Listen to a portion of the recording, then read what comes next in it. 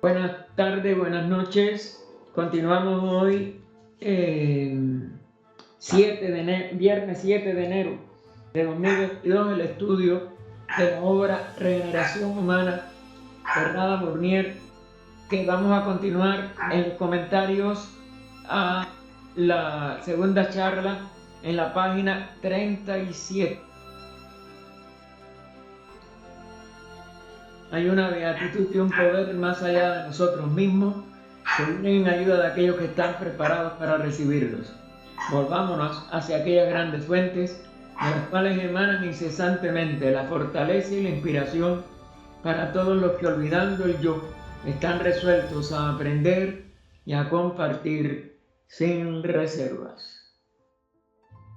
RH, para mí, la regeneración significa volver a llegar a la propia naturaleza real y a la propia esencia de uno.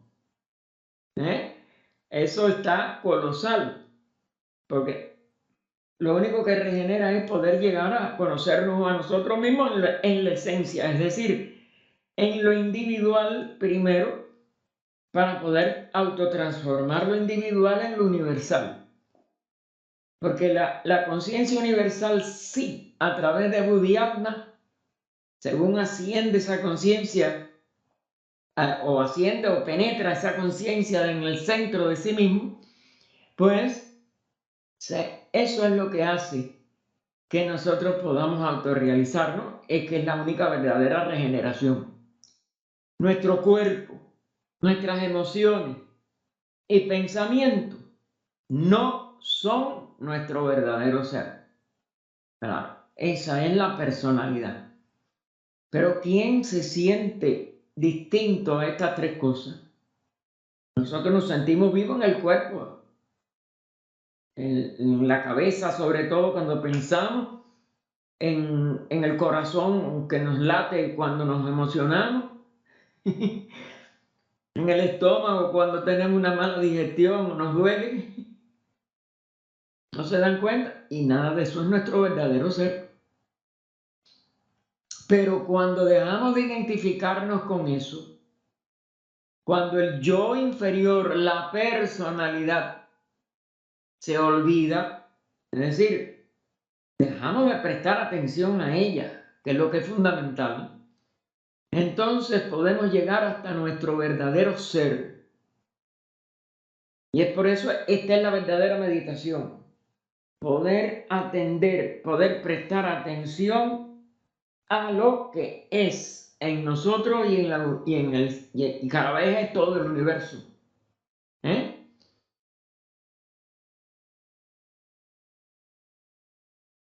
Y esto es la vida universal, una en todo,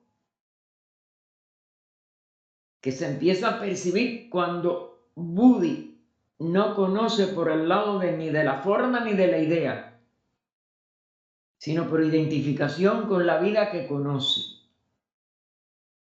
con la vida con la cual nos ponemos en contacto, y ella es todo. Por ahí se ve que la vida no tiene diferencia de nada en todo lo que es Buddhi o la mente iluminada por Buddhi, Manastayasi, preste la atención de vida, es la propia vida la que se realiza, la que se descubre, y dejamos de ver a los demás como vida ajena o no yo, que es la característica de la personalidad y de la mente sobre todo. La mente distingue entre la vida dentro de su cuerpo o de sus cuerpos y la ve como diferente, porque nadie está pensando lo mismo, nadie está sintiendo lo mismo, nadie está viviendo lo mismo en el nivel personal. Pero en el nivel individual es todo idéntico y la vida no se divide. Con lo que nos pongamos en ese momento en contacto, con lo que estemos, como si dijéramos, en relación, es nuestra propia vida y no se se distingue de la vida que está funcionando en ese momento, porque esa es la vida una. Esa es la característica de la individualidad superior, cuando de verdad podemos prestar atención a ella por entrar en nosotros mismos. Y por eso es que es tan difícil, hermano. Lo veamos bajo la terminología psicológica de Krishnamurti y lo veamos bajo esta explicación que está dando este hermano o hermana, RH. Cuando conscientemente somos uno con esta vida universal, cuando somos esta vida universal, hemos realizado nuestra verdadera naturaleza, que conocíamos antes de empezar nuestro peregrinaje. Es decir, es el estado normal de conciencia de nuestra mónada en su propio plano. Pero al descender a través de las jerarquías creadoras que nos hacen descender, nosotros no sabemos descender. Por eso estamos aprendiendo a reascender, a reentrar en nosotros. Quedamos presos en una conciencia que nada más que tiene que ver con nuestros cuerpos, con el cuerpo en que seamos capaces ya de expresar nuestra conciencia. Que empezamos con los niveles físico, emocional, mental, que son los cuerpos que hemos ido activando como personalidad. Pero ahí entonces está la barrera. Para poder elevarnos o para poder penetrar en nuestra conciencia más allá de los 3 niveles personales de conciencia, acción, sentimiento o deseo y pensamiento, el ser tiene que ir más allá de sus vehículos actuales. Con la condición siguiente, que tiene un puente, si se puede elevar de lo concreto a lo abstracto en la línea del pensamiento, y es en ese pensamiento abstracto que ya vibra en lo que llamamos el cuerpo causal, o la expresión de la triunidad que nosotros hemos activado como centro de verdadero ser individual, y como allí están vibrando esa tríada, los 3 aspectos del logo reflejados en nosotros, es que entonces Buddhi empieza a actuar. Con la siguiente condición, ya el vehículo mental en este nivel superior va quedando sin forma. Recuerden que por eso le llamamos pensamientos abstractos. Pero Buddhi ya no va a tener ni tan siquiera, como nosotros acostumbramos a hablar, un vehículo en un sentido de organizado y sobre todo, eso no tiene forma, sino que es un centro de luz. Y es un centro que abarca la vida. Y lo que sí, empezamos a enfocar la vida como la conocemos desde abajo, como vida separada, pero descubrimos que ya no estamos separados. A donde quiera que podamos prestar atención en una mente iluminada búdicamente, sentimos nuestra vida y comprobamos que es nuestra vida, que no es una vida ajena. Pero para nosotros esto es palabra todavía. Y sin embargo, como explica esta hermana, RH, no recuerdo, ya les repito que tenía las claves allá en Cuba de los asistentes, pero ya eso no, hace muchos años que yo lo dejé atrás. Y entonces es el estado que conocíamos antes de empezar nuestro peregrinaje. Por eso no vamos hacia lo desconocido. Vamos a la esencia de nosotros mismos, que hemos dejado de identificar a través de los cuerpos con forma, pero que sigue siendo nuestro verdadero ser. Esta chispa de la vida divina en el corazón de nuestro ser, ¿ven? Se le llama luz, chispa, energía, lo que... Era una con la vida una. Valga la redundancia. Es decir, siempre ha sido una con la vida una, pero la hemos dejado de expresarnos o de volver a capacitarnos, porque lo teníamos, pero al descender hemos olvidado todo eso. Y sin embargo es la esencia de nuestra verdadera ser. Era una con la vida una antes de empezar su peregrinaje en la encarnación. Porque en cada final después de un devachán, esa realidad vuelve a expresarse antes de que nosotros, por inconclusa que está nuestra evolución, tengamos no solo el ansia, el tanja de vida senciente otra vez, porque no hemos completado nuestra evolución, sino que también es la ley. Somos impulsados también por la determinación de continuar evolucionando. Luego llegó a un sentido de separatividad, que es el que se nos manifiesta. Entonces, luego llegó a un sentido de separatividad y su destino es volver de nuevo al sentimiento de unicidad. Es decir, no solo de unidad, sino de una expresión única. La palabra unicidad es muy aquí específica y necesaria, pero de una manera mucho más profunda, más rica y más intensa que al principio. Entonces Radha vuelve vamos a decir, a tomar la palabra y nos dice, no es la naturaleza un gran maestro. Tal vez los procesos naturales puedan enseñarnos qué es la regeneración. Antes de morir, en el sentido corriente de la palabra, durante años vamos adquiriendo diferentes ideas y prejuicios.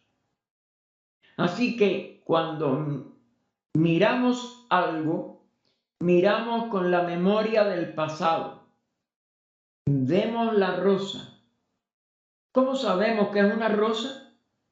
Porque la imagen de las rosas anteriores están en la mente. O está en la mente, la imagen ya como totalidad, ¿no? Es decir, diríamos también como el arquetipo, la idea, pero convertida en imagen. Y está unificada. Sabemos, distintas rosas no nos van a nosotros a dejar perplejos. Sabemos las características todas de una rosa. Somos incapaces de ver las rosas sin las imágenes pasadas. Es decir, si una amnesia nos hace olvidar esa imagen y no se presenta en nuestra mente, pues no sabríamos qué cosa es eso que estamos mirando. Dar nombre implica el peso de todo el pasado. El peso de todo el pasado. El reconocimiento es un reconocimiento. Es decir, lo que significa esa preposición, volver a conocer. Pero ya es un conocimiento que ya está. Un recuerdo de la experiencia pasada. Y también un recuerdo de todos los prejuicios pasados, las simpatías, las antipatías, etc. Es decir, el lado positivo de la memoria es esa imagen que nos permite recordar, pero está acompañada, está, como si dijéramos, casi siempre deformada, incluida una serie de cosas que nos hacen daño o lo que le hacen daño a esa imagen, porque son prejuicios, simpatía y antipatía, es decir, lo que nos lleva a apego y a rechazo, etc. Después que el cuerpo muere, hay un nuevo nacimiento en el sentido corriente de la palabra.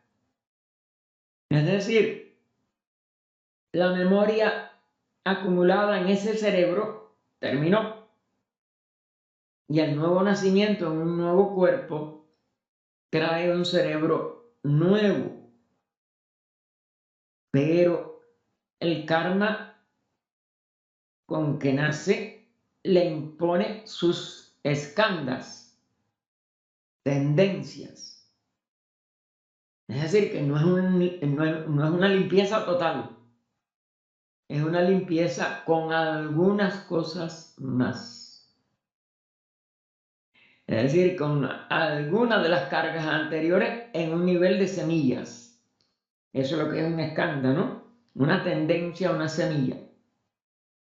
Y eso es lo que va también a hacer que ese niño pierda la inocencia, como vamos a ver. Vamos a ver lo que ella sigue diciendo, no sé cómo ella no recuerdo cómo ella lo enfoca, pero de todas maneras lo sabemos por nuestra acumulación de conocimiento también, nuestros recuerdos. El niño es inocente, mira una mariposa con nuevos ojos, maravillado. Todo es nuevo y fresco. Así pues, la naturaleza enseña qué es lo que puede ser un nuevo nacimiento, tanto físico como un nuevo nacimiento o regeneración espiritual. Cuando podemos regenerarnos sin que candas, sin que tendencias de esta misma encarnación, aunque ya tengamos una edad adulta, nos haga totalmente, como si éramos repetidores de lo anterior, de nacimientos anteriores, de prejuicios anteriores, etc. Entonces, la regeneración es esta conciencia sin el peso acumulado de la mente. Es decir, el poder volver a nacer como si fuéramos niños, pero con nuestra actual personalidad, con nuestra actual memoria. Y no tenemos que esperar a que el cuerpo muera. Esta es la diferencia.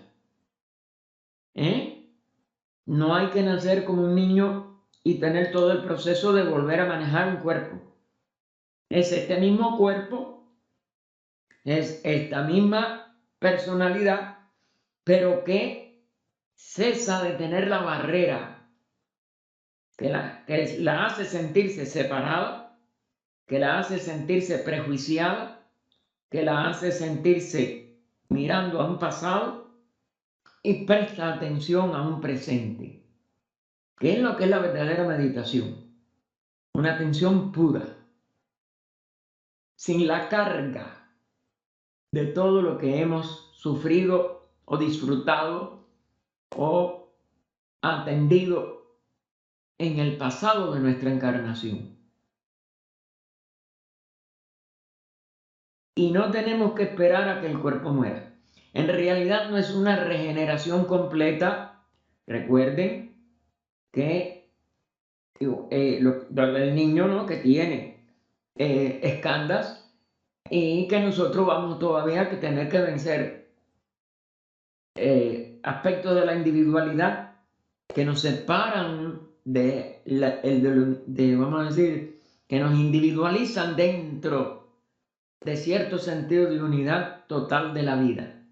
Pero no es todavía la realización plena de esa unidad en el nivel más superior, que es Atman.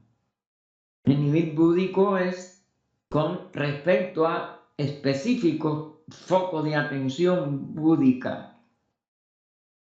Por eso ella dice, en realidad no es una regeneración completa porque el niño nace con tendencias latentes y muy pronto está ya condicionado. Comparando otra vez con el niño, con la personalidad, que era lo que yo les decía, trae sus escándalos. ¿Puede haber una nueva conciencia sin ninguna tendencia latente? ¿Ningún obstáculo del pasado que mire con unos ojos completamente nuevos? Eso es lo que hay que lograr en una realización plena de lo que llamamos regeneración. Entonces, todas las cosas podrían transmitir, la gloria que la vida realmente es. Todas las cosas podrían transmitir la gloria que la vida realmente es. Blake nos habla del mundo que hay en un grano de arena y de la eternidad que hay en cada hora. Es decir, cómo un punto se convierte en la totalidad y la totalidad se puede centrar en un punto. Nuestra mente se ha enmohecido con acumulaciones. Eso es lo que más pesa en la edad adulta o en la edad ya, vamos a decir, de la vejez. Si llegamos pero a veces hay estas acumulaciones desde bastante jóvenes y eso también es totalmente, como es natural, que estorba totalmente, son incompatibilidades con nuestro verdadero ser. Si llegamos a ser conscientes de que estamos acumulando y dejamos de hacerlo, la mente se renovará. Es decir, por eso es en cada instante, o como decía eso, Krishnajit, de instante en instante, poder tratar de prestar atención nada más que a lo que estamos haciendo, nada más a lo que en ese momento es útil, nada más a lo que en ese momento tiene valor para ese momento de la vida. Y así no acumularíamos, al menos en la medida que acumulamos en nuestro presente promedio de evolución. No hemos de pensar en la regeneración como en una meta muy lejana, porque también entonces la estamos poniendo en un futuro. La atención tiene que estar siempre en ese presente, en el día a día. Y lo pone a día. Podemos desprendernos del material inútil de nuestra mente y proceder como Jesús, que podía decir: mi yugo es liviano y mi carga es ligera. En otras traducciones, mi yugo es suave y mi carga es ligera. Y eso no es nada más que la vida superior. Aquí Jesús está representando, como es natural en esa enseñanza, la vida crística. Nada más que mira a lo que es útil mirar, a lo que es útil considerar y a lo que es útil desarrollar en ese momento. Se nos enseña a recordar, se valora a la persona que recuerda. Recordamos nuestras propias palabras y nuestras propias ideas pasadas y les concedemos gran importancia.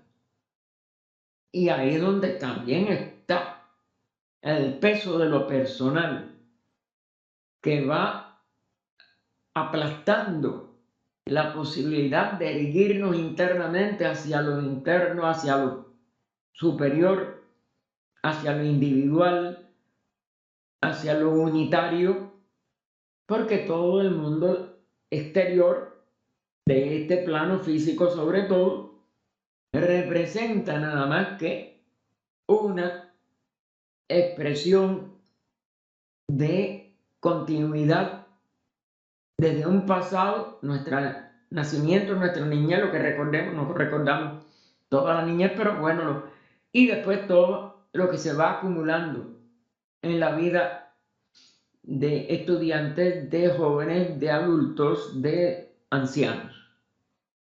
Es mucho más importante prestar atención al presente.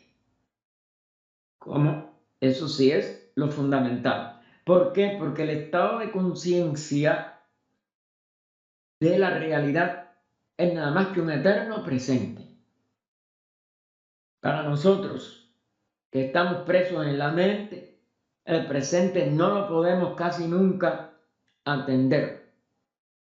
Siempre estamos recordando algo, esperando a otra cosa del futuro, y todo lo que está pasando en ese momento lo perdemos o no lo sabemos valorar. No tenemos la, vamos a decir, la capacidad para la atención total. El Bhagavad Gita habla repetidamente de actuar sin interés por el resultado de la acción. Hay varios, ustedes saben, de las estancias del Bhagavad Gita dedicadas a el yoga de la acción. Y esa acción tiene que ser con esa calidad de una atención pura de lo que es justo hablar o callar, hacer o dejar de hacer, lo que por un constante discernimiento y de atención a ese presente, nosotros tenemos que completamente, como si dijéramos, descubrir en su utilidad y aplicarnos a ella. Actuar es hablar, sentir, pensar, incluso ser.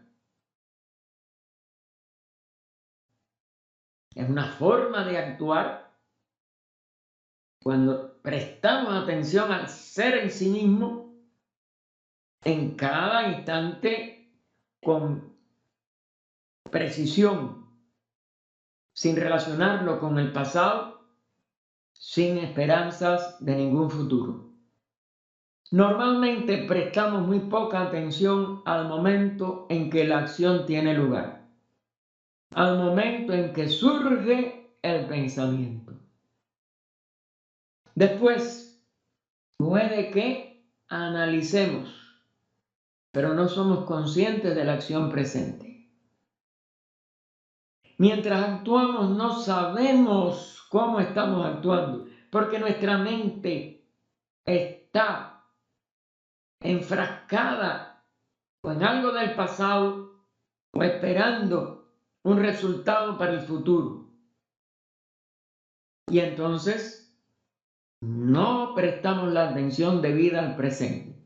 Este es el reto más grande que nosotros tenemos en los que ya nos preocupamos o nos ocupamos, debíamos nada más ocuparnos, en los que nos tratamos de ocupar en la vida espiritual. Tenemos que abandonar todas estas tendencias, todos estos surcos, porque la mente se va haciendo, entonces, como si dijéramos, proclive a ir por lo que es más fácil, a lo que ya sabe, por los surcos ya que ha trazado. Y entonces, eso es lo que nos impide atender al presente. Nosotros, mientras actuamos, no sabemos cómo estamos actuando, pero queremos que nuestra acción tenga resultados futuros, ¿ven?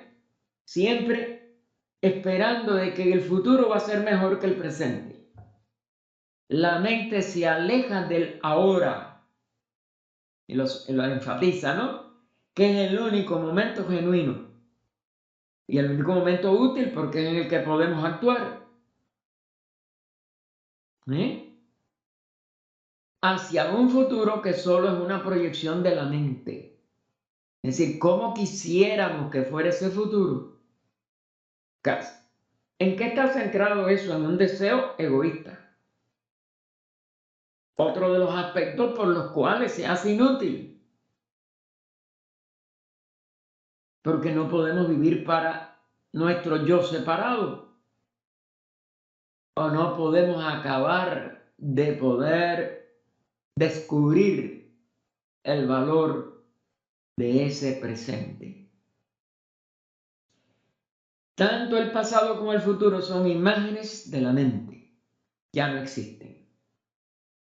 En pasado y no sabemos si van a poder llegar a existir en el futuro, en el presente, partiendo de esa, vamos a decir, esperanza mental del futuro, de esa proyección de una imagen mental de un futuro que imaginamos egoístamente de una manera placentera, cómoda, etcétera, etcétera.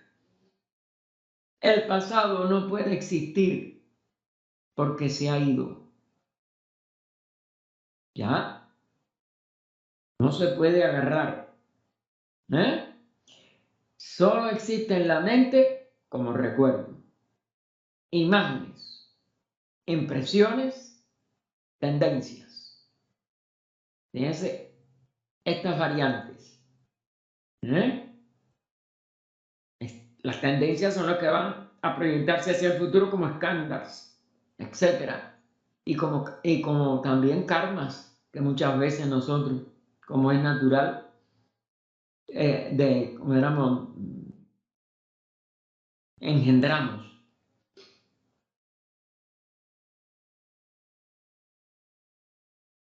Puede haber, pregunta entonces ahora la hermana Rada, ¿puede haber acción, vida en el presente que no sea a través del velo del pasado? Entonces empieza un proceso regenerativo. La mente es más clara, más nueva.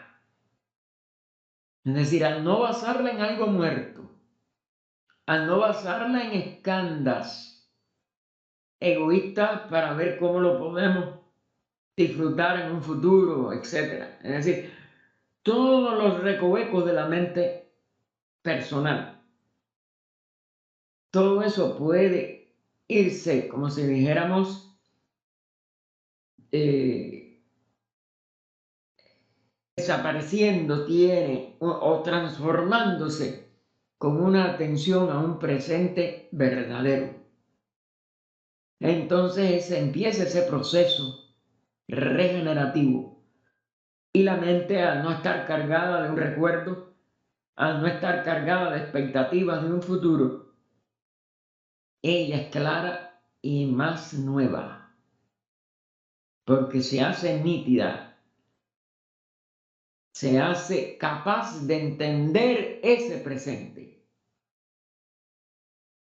sin acumulaciones, sin prejuicios, sin pasado. En invierno los árboles pierden sus hojas. Luego llega una bella mañana de primavera y los árboles muestran nuevas y delicadas hojas. El proceso que el hemisferio norte va a vivir de nuevo cuando termine estos meses de invierno.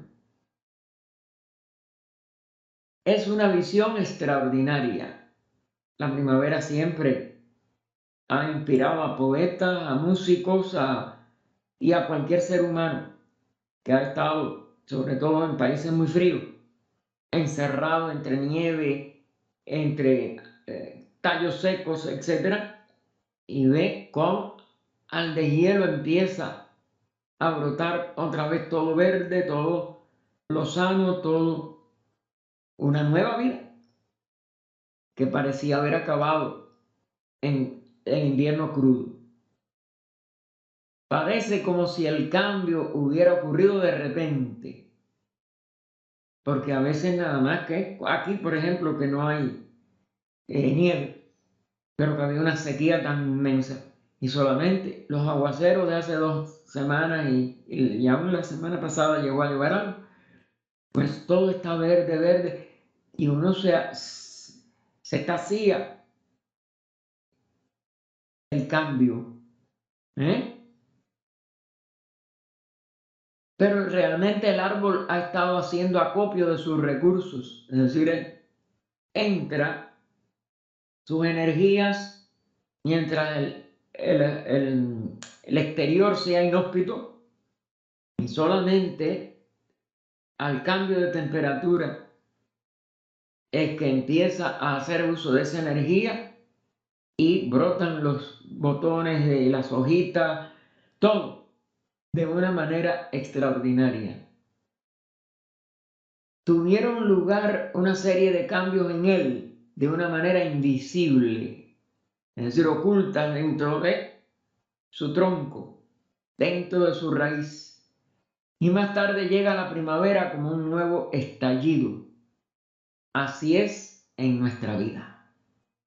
Si el ser deja de prestar atención al tiempo pasado, deja de esperar egoístamente un cambio futuro y acopia las energías tratando de conocerse mejor, se autodescubrirá en un presente totalmente de esplendor y de expresión de una vida que ahora desconocemos o hemos más bien olvidado, para hablar con mayor propiedad. Y ese olvido queda, como si dijéramos, convertido en una atención plena a un esplendor de la vida, que es la característica verdadera de la vida real. Hay regeneración en el sentido de un cambio total, de una nueva mente que nada más que atiende a un presente, que descubre la vida total en sí mismo y en todo lo que le rodea, y que es una sola. Pero para que llegue esa mente nueva, deberíamos reunir todas nuestras energías internas. Requiere una focalización de todas nuestras energías. Y eso no puede ocurrir si continuamos acumulando toda suerte de cosas del pasado dentro de la mente. Es decir, no puede estar a la vez todo un pasado de sucesos que ya no tienen valor, fuera de la experiencia que pudimos aprender en ellos, si atendíamos a su presente, cuando eran presentes, pero las imágenes, los recuerdos, ya no tienen más nada que enseñar.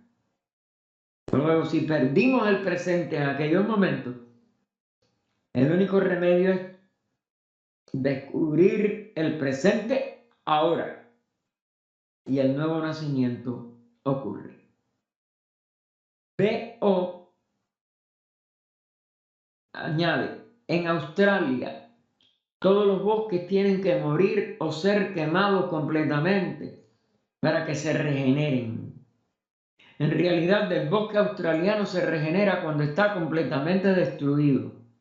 Es un acontecimiento milagroso.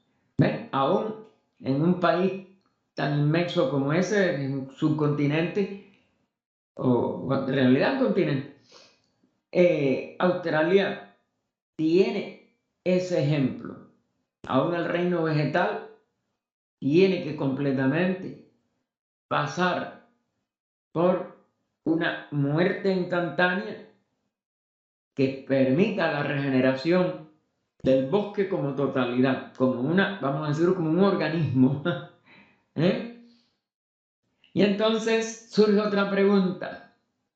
¿Puede decirse que Viveka es la consecuencia de Vikara?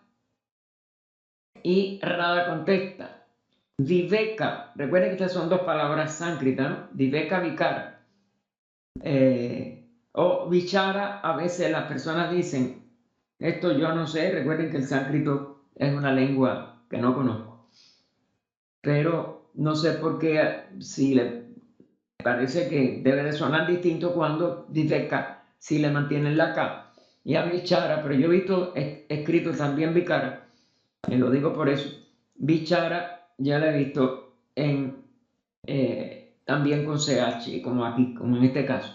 Bien, Viveka, que es discernimiento, significa discernimiento espiritual, es decir, no discernimiento de los sentidos, sino discernimiento de la parte espiritual. Distinción entre lo bueno y lo malo. Lo recto y lo incorrecto. Lo real y lo irreal. Es decir, es un discernimiento verdaderamente de polaridad de la manifestación.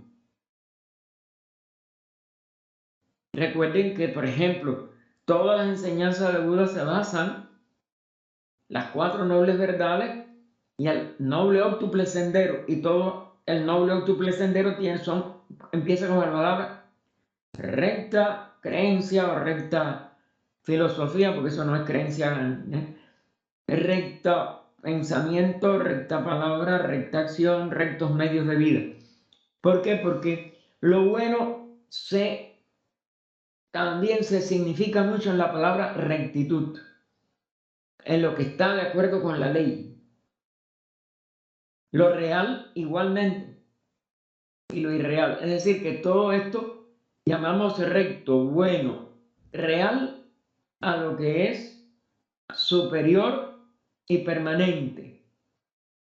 Y malo, incorrecto o irreal a lo que es un velo mayábico o una apariencia. Recuerden que maya no debe traducirse exclusivamente por ilusión. Implica verdadera inteligencia. Es decir, la verdadera función de lo superior, de la sabiduría, de la inteligencia, y que ustedes tienen que continuar desarrollando para poder, vamos a decir, descubrir lo que es nuestra verdadera expresión de lo superior, de la vida, y no sus apariencias temporales de forma. Vichara significa reflexión, ¿ven? El ir más allá de la superficie. Comprensión, es decir, poder entrar en la esencia de algo, de la verdadera naturaleza de todas las cosas, de un problema, de una relación, etc. Ir más allá de la superficie, no quedarnos en las apariencias. Y eso es un estado de atención más profunda, que es lo que le llamamos la mente reflexiva, la inteligencia que penetra en la esencia, en sí misma. CB debe ser Consuelo Burón, que yo sé que estaba. Ella en esa época fue muy activa. Nosotros tuvimos mucha correspondencia con Consuelo, la mamá de la hermana Ángela Torres Burón.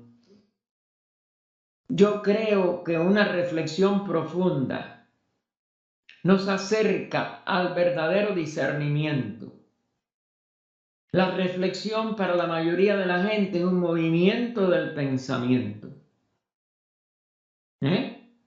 Pero el verdadero discernimiento está más allá del pensamiento.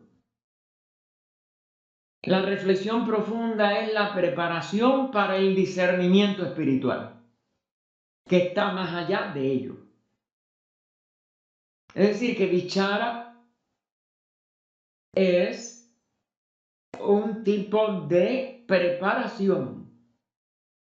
En la forma que está hecha la pregunta, no sabemos qué había pensado pero parece que la persona pensaba que era al revés. Entonces, Rada aclara, vichara viene de la raíz vichar, moverse alrededor. Esto significa mirar una cuestión desde todos los lados, total y completamente.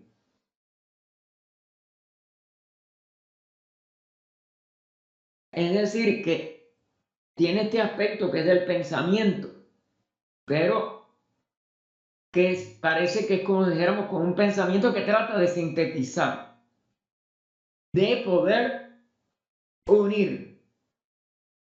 Porque si nada más que hacemos la parte analítica, nosotros no podemos, como si dijéramos,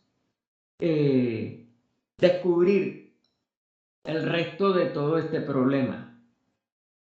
Es decir, que estos son, para mí son como complementarios, dos aspectos complementarios de de un solo proceso, y un proceso inteligente como es natural. RH agrega, el verdadero discernimiento viene de una visión clara y el reflexionar y el ponderar no es suficiente.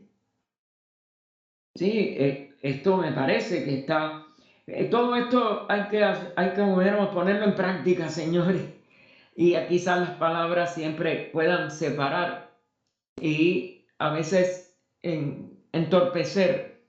Recuerden que la palabra no es la cosa, todo es como se tome. En cierto aspecto puede ser esta reflexión muy necesaria para que el discernimiento entonces pueda florecer o pueda culminar. Pero también puede ser un estorbo o si lo consideramos como nada más como una cosa mental, mientras que Viveka lo consideráramos como más espiritual.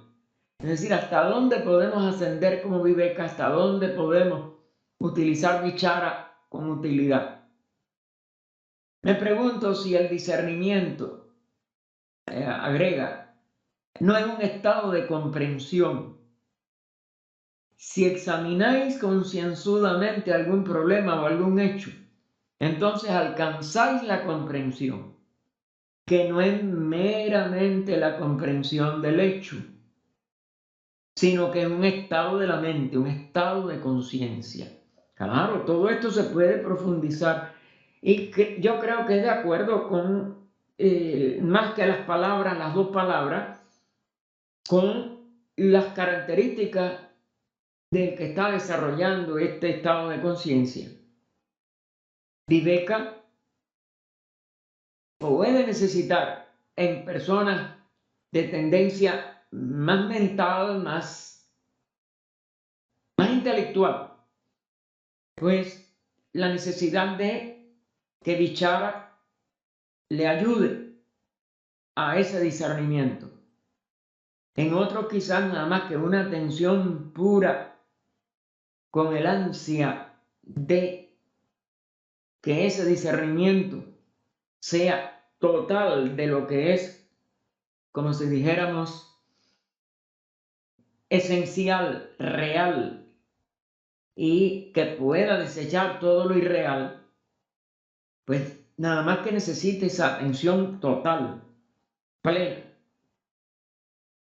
y no ponderar, reflexionar, darle vueltas, como Vichara parece más, como si dijéramos, significar.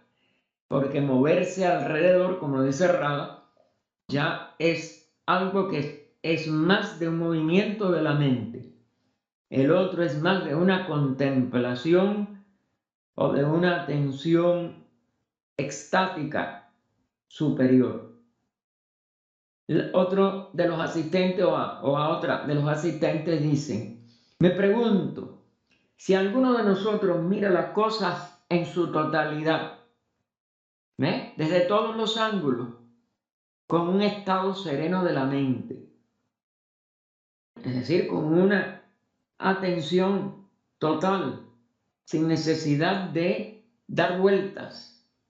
Me pregunto, fíjense, no está afirmando ni negando. Me pregunto si el discernimiento no es un estado de comprensión. Si examináis concienzudamente algún problema o algún hecho, entonces alcanzáis la comprensión, que no es meramente la comprensión del hecho, sino que es un estado de la mente, un estado de conciencia. Estado de mente, estado de conciencia. Ese, otro de los asistentes, desarrollando la atención empezáis a ver las cosas con más claridad como un todo. Habéis desarrollado una clase de percepción más profunda. Esto es indudable.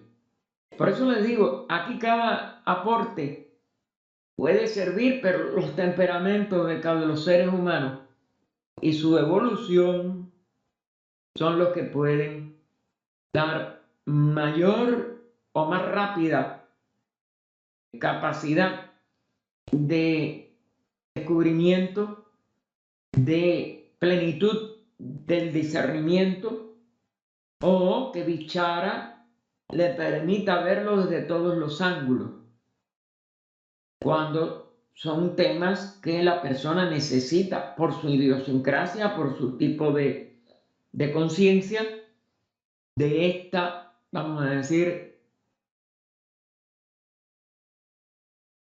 de esta capacidad de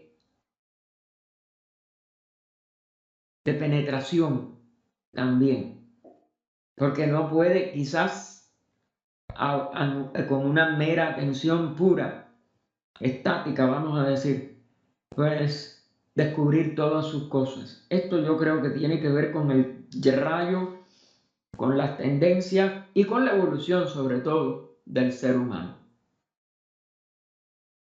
Vuelve Rada a decir, a mí me parece como si las dos, o sea, Viveka y Vichara, formaran parte de una sola vida. ¿Ven? Claro, yo creo que en el fondo son palabras para aspectos diferentes o, es decir, o énfasis diferentes de un proceso total de la vida, una sola vida. Y entonces preguntan, ¿es necesaria alguna preparación para la correcta percepción de la verdad? MD dijo, creo que la preparación debe ser esencialmente la purificación y el dejar a un lado la yoidad, porque esta, la yoidad, señalándose a ella misma, parece que era una mujer, y ese señalando al techo, no pueden confundirse. Claro, no podemos confundir un edificio, una cosa perteneciente a los reinos inferiores, porque está compuesta de materia aparentemente inorgánica o no organizada en el nivel al menos de un ser humano o del reino animal, etc., no se puede confundir con el reino mineral. Son estados de evolución, niveles de evolución, y por tanto no pueden confundirse. Ahora bien, como puso al inicio, la purificación y el que lo hagamos para el yo, la yoidad, son incompatibles mientras no se han alcanzado un grado de avance de ambos con esa distinción verdadera como estado de conciencia. Es decir, nosotros no podemos confundir lo manifestado, sino que tenemos que llegar al discernimiento de todos los aspectos de esa manifestación.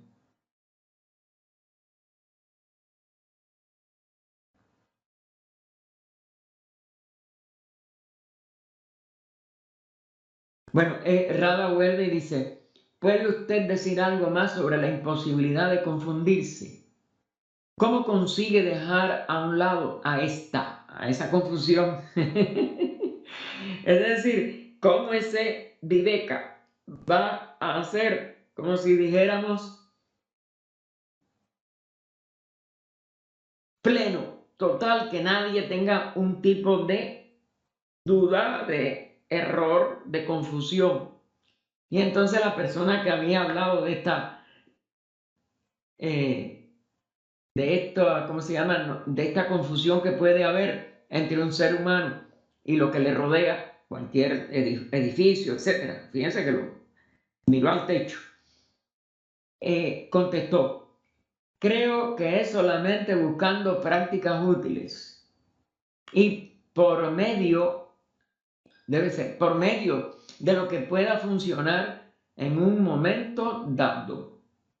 Una práctica útil que he descubierto es tratar siempre de recordar que esta, debe estar refiriéndose a ella misma, no es ni más ni menos importante que cualquier otro ser o cualquier otra cosa. Y en el momento en que hay algún menosprecio de esta, por ejemplo, oh, soy una estúpida, se dice a ella misma, tratar de recordar que esta no es más estúpida que cualquier otro. Es decir, que las distinciones de expresión, para hablarlo en otras palabras, yo creo un poco más adecuadas, no son nada más que cosas, vamos a decir, útiles para determinado nivel práctico, pero que en lo esencial no, porque en lo esencial no hay estas diferencias ni de inteligencia, ni de estupidez, ni de evolución, como dijéramos, de diferencia de la esencia. Todo lo manifestado es mónada, es vida.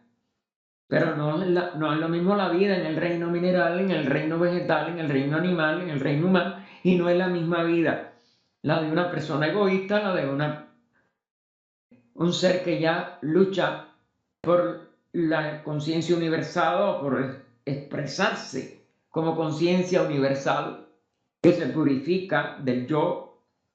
Todo eso son etapas de expresión, pero la vida sigue siendo una. Continúa ella. Luego, gradualmente, las diferencias pueden llegar a ser menores y los puntos de contacto pueden aumentar, claro, según se acerca a la realización de sí mismo, de la esencia de la vida de cada expresión, pues va a acortar todo lo que se manifiesta como diferente y va a ir dejando la esencia de la vida una. Es decir, la vida que no tiene entonces forma, que no tiene entonces barreras que las dividan o que sientan una aparente división, para hablar con más propiedad. Cualquier cosa sobre la que nos esforcemos regularmente parece algo muy fácil después de un tiempo. Es decir, si la persona es capaz de prestar la debida atención, aunque puso la palabra esforcemos, y ya ustedes saben que psicológicamente eso tiene su limitación. Es decir, cuanto más nosotros despertemos o regeneremos nuestra expresión de vida, más estaremos en esa percepción de lo esencial, y lo esencial es unidad, es la vida una, y no tiene que ver con el tiempo, es la vida eterna, a la vez, una y eterna. Y esa eternidad, mientras estamos manifestados, se tiene que desarrollar como un eterno presente, es decir, una atención al presente. Y entonces, claro, lo pone ella en un sentido de que cualquier cosa, si se hace, no dice esforcemos regularmente, pero más bien habría que decir, a la que se pueda prestar la debida atención profunda, total, pues se hace fácil, como es natural. Eso sí, la capacidad de poder nosotros atender al presente, vamos a decir, se expresa mejor en el que atiende a todo lo que está haciendo, etc. Lo hace como si dijéramos casi que espontáneo, y se descubre un presente mucho más valioso y mucho más abarcante que lo que está, de los estados de conciencia en que estamos, la mayoría todavía de los seres humanos, que estamos siempre en base a un pasado, tratando de mejorar un futuro, sin prestar atención a ese presente.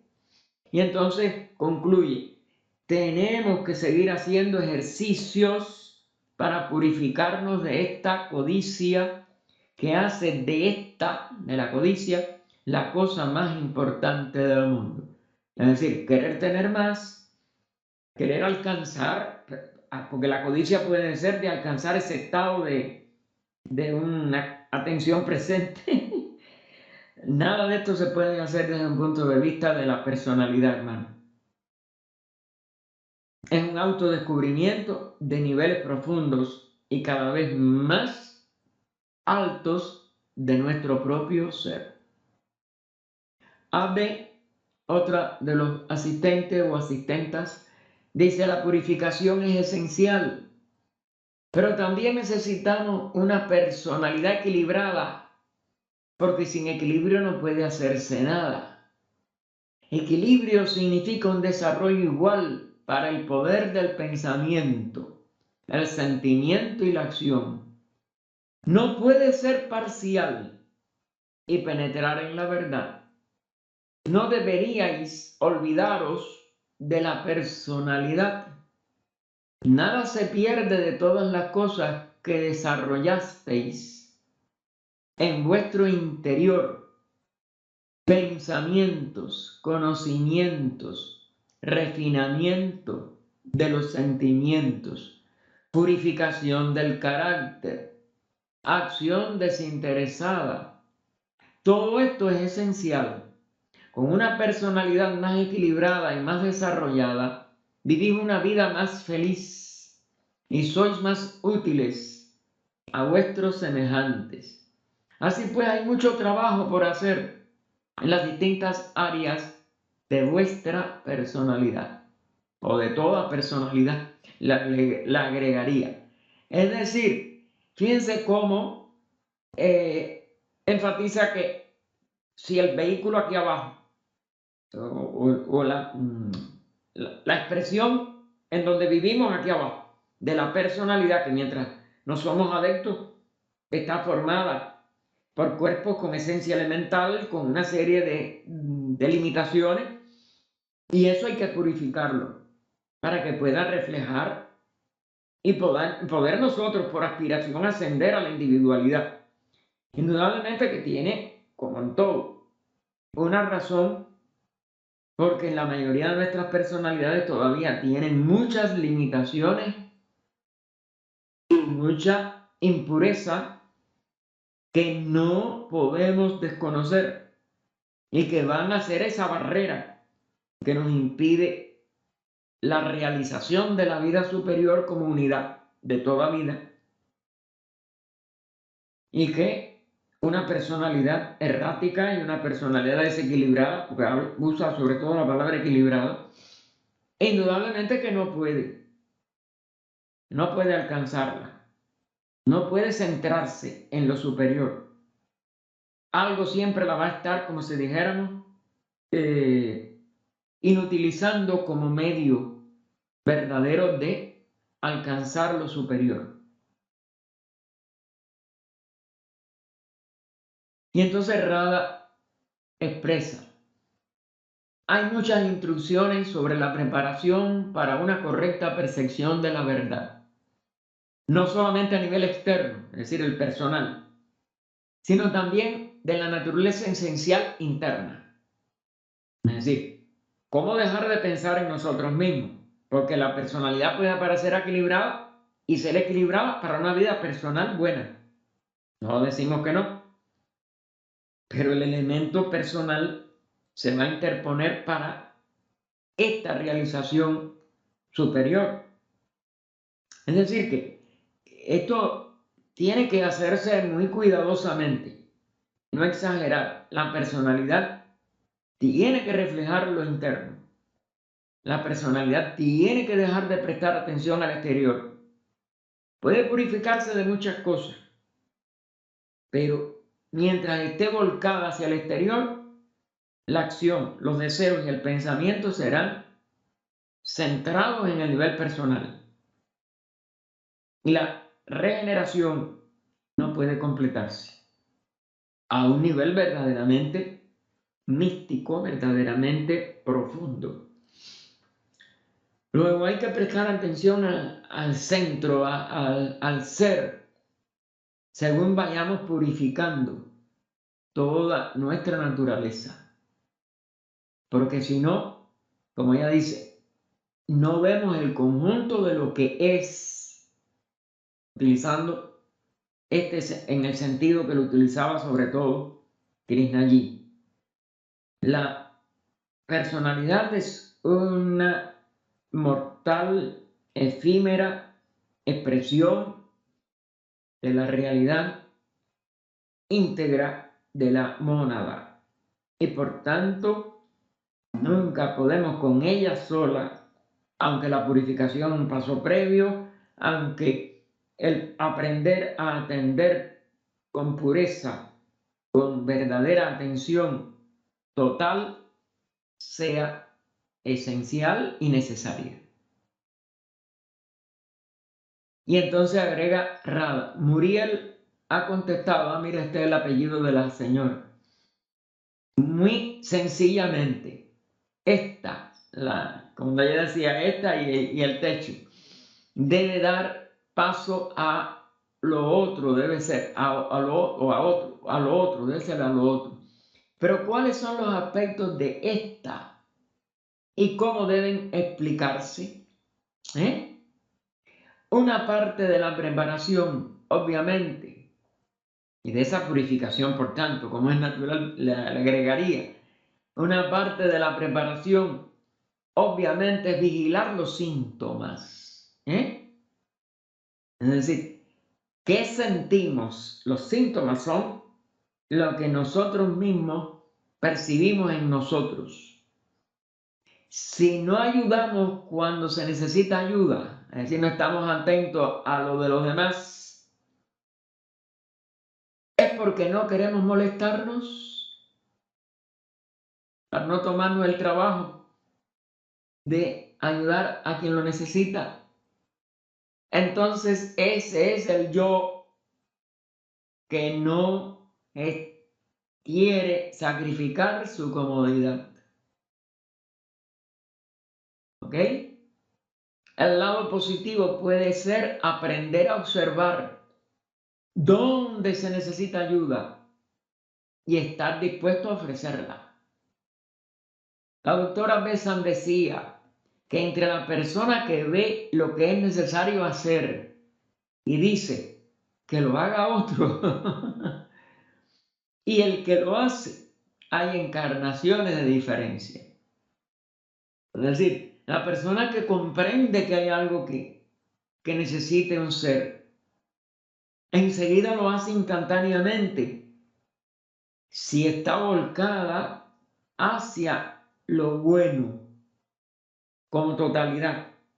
No importa si es lo bueno de una personalidad o de otra o de sí mismo, sino lo que es compasivo, útil, amoroso, etc.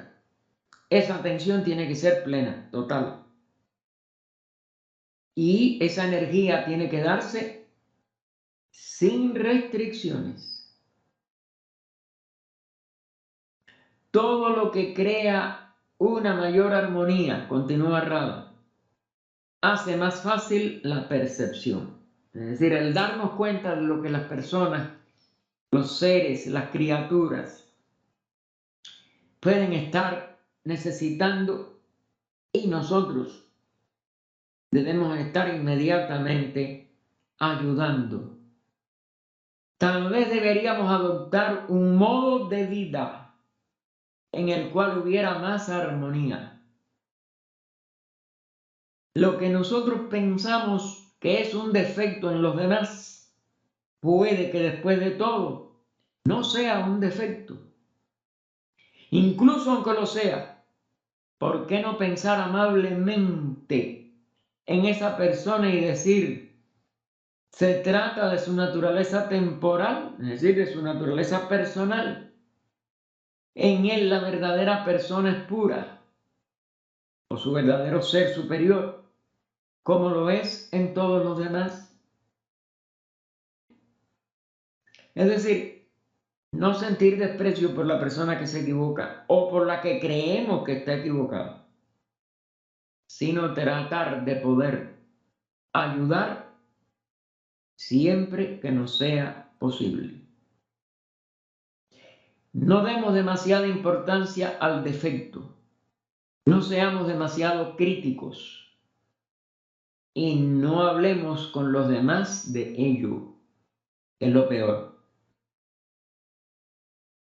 Cuando nosotros hacemos de un concepto que nos fue y que quizás sea real, desagradable, un chisme, a quien no va a afectarle o a quien no le interesa.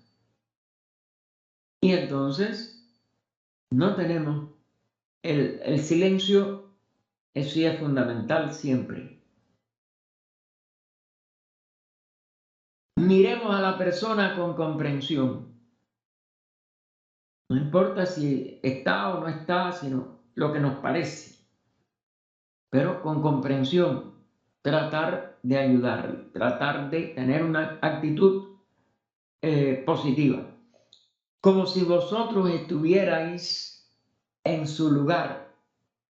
Ayudarle internamente, si no externamente, porque a veces externamente puede que sea imposible. Pero entonces en lo interno. No somos el guardián de nuestro hermano, pero podemos ser comprensivos, ayudarle con nuestra respuesta, pensamientos y amabilidad.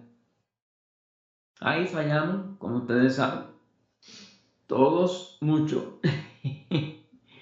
Y es una de las cosas que la mayoría de nosotros todavía no ha logrado.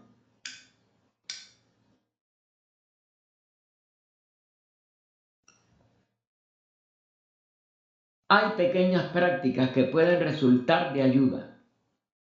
Imaginad que hay un deseo, una debilidad, digamos por los dulces. Podemos abstenernos de esta afición, adicción debe ser. Bueno, afición puede ser que nada más que estamos aficionados a eso, porque se puede usar la palabra también afición. Podemos abstenernos de esta afición particular tranquilamente, sin esfuerzo. O somos arrastrados hacia el dulce. Dejad de comer dulce durante unos meses. Hace unos días sugerí algo más. La gente que ha oído hablar de Krishnalji sabrán que él jamás hablaba de sí mismo. Nosotros decimos, tengo hambre, estoy cansado, quiero algo, etc. Decimos tantas cosas sobre nosotros mismos. No perjudicamos a nadie, pero podemos tratar de abstenernos de esto. No somos conscientes de ello. ¿Podemos serlo? No hablar yo hice, yo voy a hacer, yo dejé, no pude hacer tal cosa. Siempre, ya yo creo que se los he dicho, que en el resumen que hacemos del día cuando terminamos, una de las cosas, porque está en los versos dorados de Pitágoras, ¿no? Que no dejar que el sueño cierre nuestros ojos sin antes examinar nuestro día. ¿Qué bien hicimos? qué bien lo hicimos, qué mal hicimos, qué mal dejamos de hacer. Y claro, regocijarnos por lo bien hecho y lo malo dejado de hacer. Y proponernos no hacer nada malo de lo que hicimos hoy, los errores que hemos cometido hoy, y nunca abstenernos del mal, digo del bien, perdón, del bien que también nos abstuvimos de hacer. Pero aparte de esta dicotomía de lo hecho y lo no hecho, de lo bueno y lo malo, tanto de lo hecho como de lo no hecho, pues si uno como dijéramos, se espaciara un poquito también, ¿cuánto de las horas del día pensé en mí mismo? ¿Cuántas de las horas del día pensé en los demás? ¿Cuánto nos interesamos por ayudar, por estar atentos a lo que está pasando con otros seres? ¿Cuánto de nuestro tiempo de vigilia nada más que lo empleamos en nosotros mismos? Lamentablemente veríamos que le damos a este yo personal mucha más tiempo de espaciarnos en nosotros. Voy a hacer tal cosa, voy a hacer tal otra, y sobre todo de cosas para el futuro, de arrepentirnos de cosas que hicimos del pasado, pero no. y eso no es práctico, y eso no nos permite, nos mantiene en un estado de egoísmo. Y ella lo pone aquí en esta relación, de que él no hablaba de sí mismo, de que él no estaba pensando en sí mismo, estaba siempre enfocado en poder guiar a la humanidad a un estado psicológico mucho más profundo y mucho más abarcante que lo que el promedio humano mantenemos, porque es la única forma de salir del nivel personal. El nivel personal nos tiene atrapados, hermano. Eso es innegable. Y el nivel personal, pues, nada más que va a mantenernos muy, pero muy por debajo de la necesaria transformación que ya la humanidad en su arco de reascenso tiene que acelerar. Indudablemente que no estamos como en la cuarta raza, pero todavía nos falta tanto de reascender. Y las crisis de estos ciclos de Kali Yuga, sobre todo, siguen siendo tan desagradables y tan horribles para el que desconoce la vida espiritual,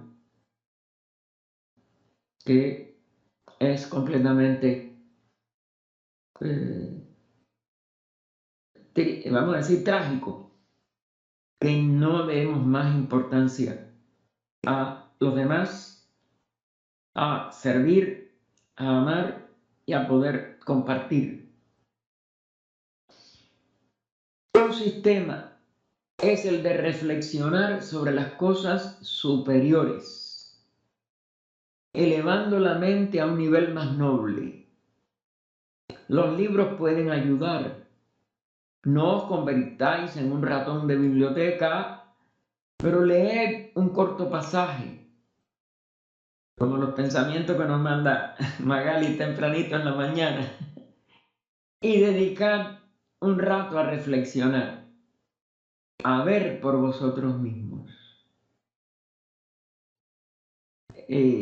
Annie Besant siempre decía por 5 minutos, y HPV, porque eso viene desde HPV, por cada 5 minutos que lea, dedica a reflexionar, a ponderar, el nombre no importa, a mantener nuestra atención, vamos mejor a decir, para que sea lo más pura posible, en el contenido, en el significado, en la relevancia que esos 5 minutos de lectura tienen para tu ser como vida, como conciencia superior, como verdadera esencia de tu ser.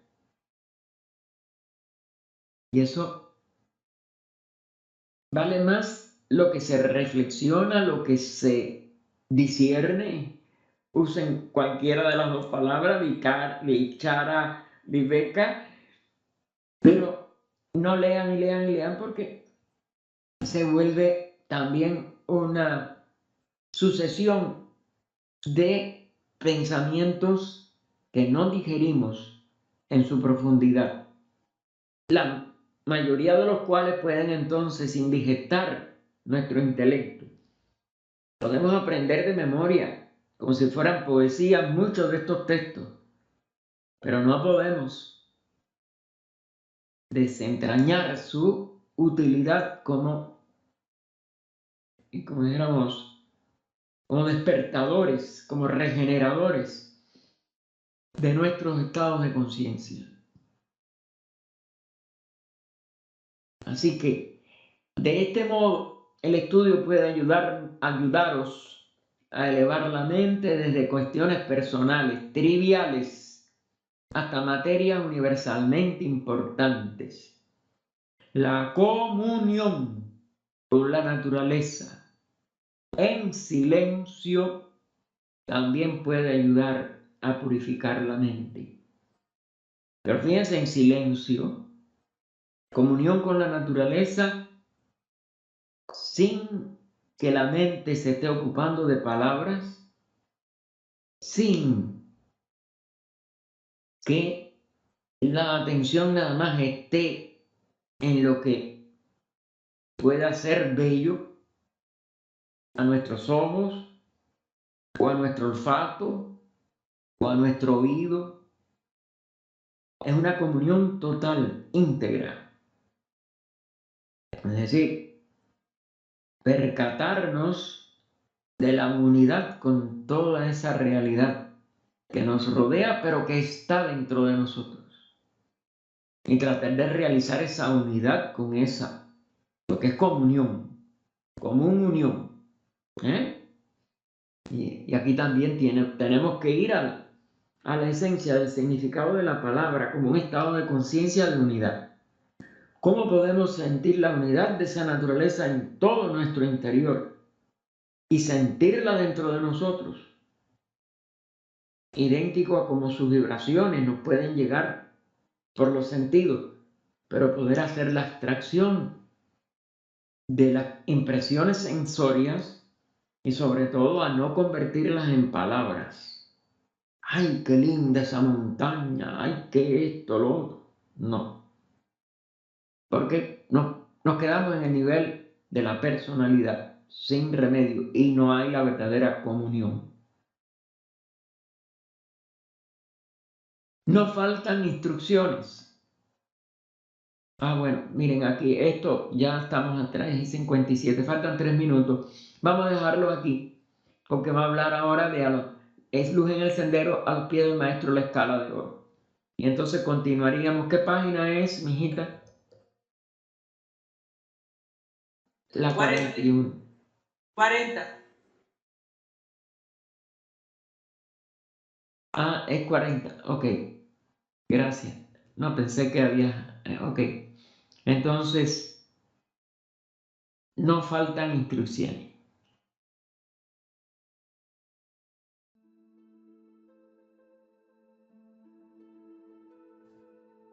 Oh vida oculta que vibras en cada átomo, oh luz oculta que brillas en cada criatura, oh amor oculto que todo lo abarcas en la unidad de cada ser que se sienta uno contigo, sepa que por lo tanto es también uno con todos los demás.